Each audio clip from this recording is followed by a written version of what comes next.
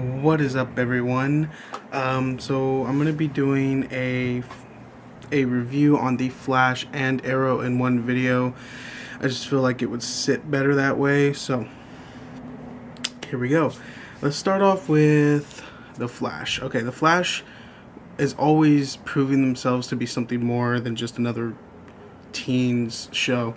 I mean, yeah, there's a lot of teen elements in it, like his love interest with Iris, which is just getting really annoying. But this, they just keep throwing elements that are just not, that you don't see in Arrow, where Arrow kind of is lacking. And I don't really know any examples. It's really good. Like, it's getting better. Like, it was pretty, I liked it only because I'm a big Flash fan, but I know a lot of people who didn't see eye to eye on that with the first few episodes, but they're getting better, and I know what they were talking about. So let's get this started. We have a villain, another metahuman, who can turn his skin into a metal, kind of like Colossus from the X-Men. At this point, Barry can't defeat him because he keeps hitting him, and he literally shatters his hand at some point. And he's way stronger, and he's just, and not to mention that he is Barry's bully from his elementary days, which was pretty interesting as well. So he was a douchebag then, and he's a douchebag now. He even dresses and looks like a douchebag, which was fine. I think that the guy did a good job playing the character. I didn't think it was an outstanding performance, but we had a lot of Barry and what's his name, Eddie, Iris's boyfriend, time, and that was interesting. That they both shared bully stories, and he told him, you got to start fighting. If you have to fight, you fight smart. You don't fight with strength, pretty much. Not strong fighting, but smart fighting. And I think that was pretty much like what he had to do. What he had to do. Sarah's sleeping, so yeah, she's making weird noises. What he had to do to beat this guy, this guy that makes himself into metal, which will come in handy when he fights the Reverse Flash, because I know he's beaten him in the comics and in the TV shows like that before. We had a team up between Iris's dad, I can't remember his name, and Wells, I can't remember his first name, the scientist in the wheelchair, and basically the cop was trying to get out of him, like, if he was the reason for Barry's mom's murder, which was pretty interesting just to see these two put together, because normally they're not put together in any sense, and they kind of hate each other as well, which was kind of weird, but it was actually kind of nice. But once Wells figured out what he was trying to do, he kind of backed off, which was good. I thought their performances, both of them, was really good. We had a visit from the Reverse Flash, and what he did was he basically told the cop, Iris's father, I can't remember his name for some reason, to not look into who killed Barry's mom. And he stormed around the room, took all the evidence, and then put basically to stop, scratched in the wall, and he put a knife through a picture of Iris. So he's not going to be looking anymore, that's for sure.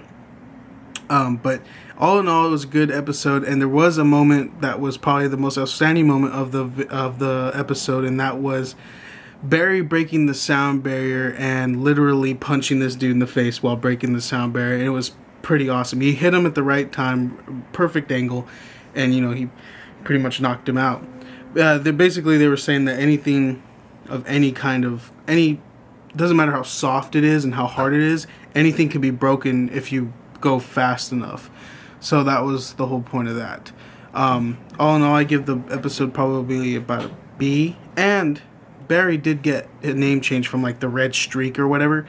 He is now officially the Flash to Central City and everything, which is pretty big. So now his name is the Flash, which is pretty awesome. Now moving on to Arrow. We had the Cupid episode, and because they gave us that little bit of Cupid at the end of last season, last episode, they could jump right into it. He did save her. He saved her from the season 2 finale, which was a bunch of superhumans walking around destroying the city.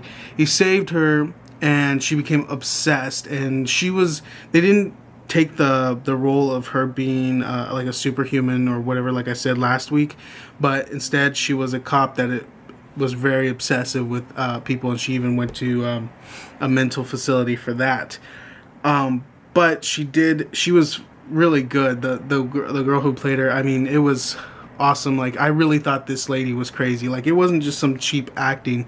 It was really good, and I really thought she was crazy. Roy's dealing with his own problems. I mean, Roy is still thinking about the cop he killed, the one he realized he had killed. And then you have Laurel. I don't think we saw Laurel, and I don't think we saw Black Cat either, which was interesting as well.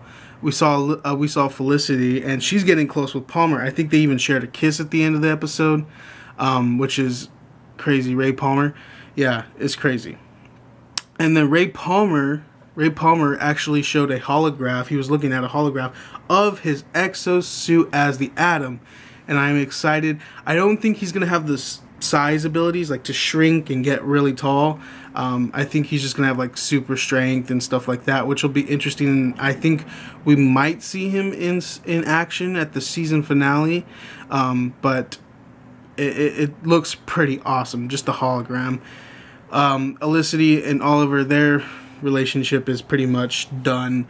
They're not going to happen, at least not now, maybe in the future. But even Diggle was trying to get them back together, and it just wasn't going to happen, especially with Palmer now in the way.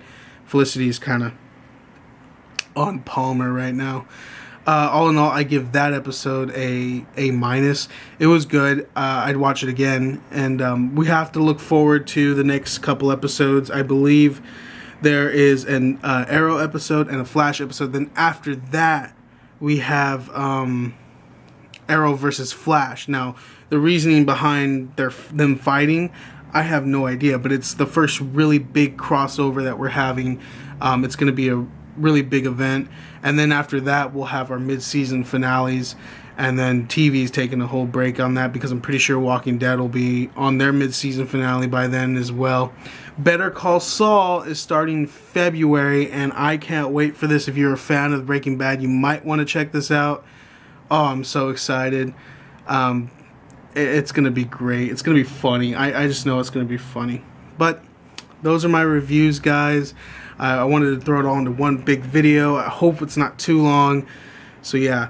Anyway, guys, it'll be a fantastic day. I hope it is safe evening, morning, afternoon, and night. And what the hell? I'm wearing a green shirt.